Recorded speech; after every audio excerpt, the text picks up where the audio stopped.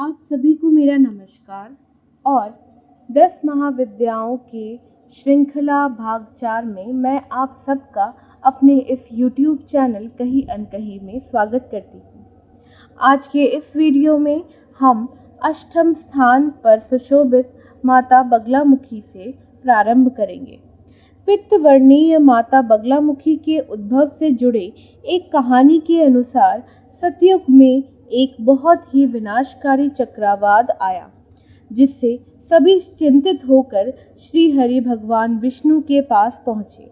भगवान विष्णु सौराष्ट्र देश में हरिद्रा सरोवर के पास जाकर माता भगवती के लिए तप करने लगे।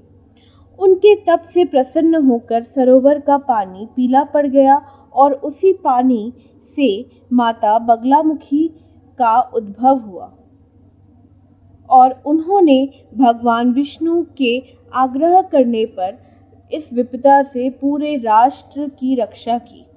युद्ध में विजय और शत्रुओं का नाश करने के लिए माँ बगलामुखी को मुख्य रूप से साधा जाता है। भगवान कृष्ण ने भी महाभारत युद्ध की विजय कामना से अर्जुन के साथ मिलकर माँ बगलामुखी का पूजा अर्चना किया था।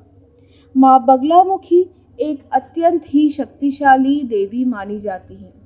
इस कलयुग के समय पर ऐसा माना जाता है कि जो भी माँ के पास अपने दुखों को नाश करने के लिए और अपने शत्रुओं के विनाश करने की उम्मीद से जाता है, वो कभी भी खाली हाथ वापस नहीं आता है। माँ बगलामुखी एक अत्यंत ही जागृत देवी है। महाविद्याओं में 9वें स्थान में विराजमान माँ मातंगी को वैदिक सरस्वती का तांत्रिक रूप भी माना जाता है। माँ को हरे वर्ण में दर्शाया जाता है। माँ के उद्भव से जुड़े कई सारी पौराणिक कथाएं हैं।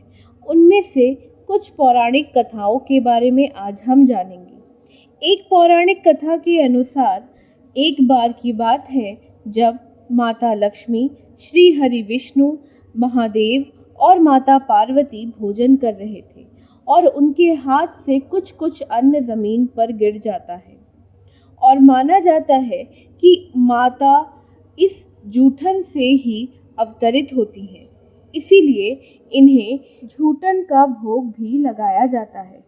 एक दूसरी पौराणिक कथा के अनुसार मातंगी माता मातंग ऋषि की पुत्री थी, जो कि एक चांडाल ऋषि थे। उनके पुत्री के रूप में अवतरित हुई, इसीलिए उनका नाम देवी मातंगी पड़ा। पुराणों और पौराणिक कथाओं के अनुसार जब चांडाल समुदाय की स्त्रियों ने माता पार्वती को जूठे भोजन का भोग लगाया, तब माता ने देवी मातंगी के रूप में प्रकृत होकर इस भोजन को ग्रहण किया। देवी मातंगी समता की सूचक मानी जाती हैं। माता वाणी, संगीत, विश्वकर्मा, मोहन सम्मोहन, विज्ञान, इंद्रजाल विद्या, जादुई शक्तियों से निपुण मानी जाती है। माता वाक सिद्धि और सिद्ध विद्याओं में पारंगत है। माँ के इस रूप के साथ हमेशा ही एक शुकह देखा जाता है। शुकह यानी कि तोता, जो कि जीव होते हुए भी वाक कौशल जीव है। माँ के इस रूप को मंत्र शास्त्र की विद्या दायिनी माना गया है, जो कि तंत्र विद्या में पारंगत है। 10 महाविद्याओं में 10वें स्थान पर माँ कमलात्मिका माता का स्थान है, जिन्हें माँ लक्ष्मी का ही तांत्रिक स्वरूप और श्री हरि विष्णु की शक्ति के रूप में पूजा जाता है। कमल पर आसीन ये देवी मनुष्य के कमल चक्र का प्रतिनिधित्व भी करती हैं। देवी सौंदर्य, यौवन और भौतिक सुखों की प्राप्ति के लिए पूजनीय मानी जाती हैं। पौराणिक कथाओं के अनुसार माँ लक्ष्मी का कमलात्मिका रूप समुद्र मंथन के समय अवतरित हुआ था। माँ का ये रूप ऋषि दुर्वासा के श्राप को खंडन करने के लिए जगत में आया, जो कि जगत में फिर से सुख, समृद्धि और लक्ष्मी के संचार को दर्शाता है।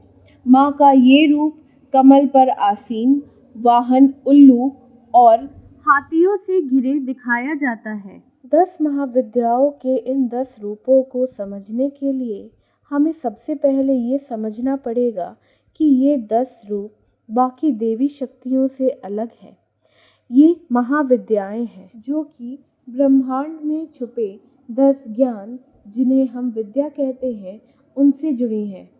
महाविद्याओं के इन रूपों में एक विशेष शक्ति की प्रकृत रूप नज़र आती है और हर महाविद्या अपने रूप से जुड़े समाज के लिए एक ज्ञान का मार्ग है। महाविद्याओं का ये रूप आत्मबोध, अस्तित्व के सत्यता और गहन ज्ञान को दर्शाता है। जहाँ माँ काली का रूप काल से मुक्त होकर विध्वंस ही नए सृजन का मार्ग है और अंधकार को बिना स्वीकार किए प्रकाश नहीं मिलता का ज्ञान देता है, वहीं माँ तारा का रूप कठिन से कठिन परिस्थिति में चेतना को जागृत रखने और अंतर मन को जागृत रखने का ज्ञान देता है। माँ त्रिपुर सुंदरी एक बहुत ही महत्व ज्ञान देती हैं और वो महत्वपूर्ण ज्ञान है कि भोग और योग का संतुलन बनाए रखने से भी सभी कामनाओं की सिद्धि होती है और संसार को बिना त्यागे भी मुक्ति संभव है। माँ भुवनेश्वरी सृजन शक्ति और चेतना शक्ति को जागृत रखने का ज्ञान देती हैं। माँ छिन्नमस्ता का रूप आत्म बलिदान, साहस और त्याग का ज्ञान देता है। माँ भैरवी के रूप आंतरिक शुद्धि और अनुशासन को बनाए रखने की सीख देती हैं। वहीं धूमावती के रूप में माँ जीवन में सब खोकर भी वास्तविक ज्ञान की उपलब्धि के गुणों को सिखाती हैं। माँ बगलामुखी चित्त की स्थिरता से विजय होने का ज्ञान देती हैं और माता मातंगी ज्ञान का जाति मुक्त होने का ज्ञान देती हैं। साथ ही शुद्धता और अस्पृश्यता का जो बंधन है उससे मुक्त रहकर ज्ञान के साक्षात्कार को सिखाती है। माँ कमलात्मिका भौतिक सुख को संयम और धर्म से जोड़कर समाज में रहने की विधि सिखाती है। आशा करती हूँ कि आपको ये वीडियो पसंद आया होगा।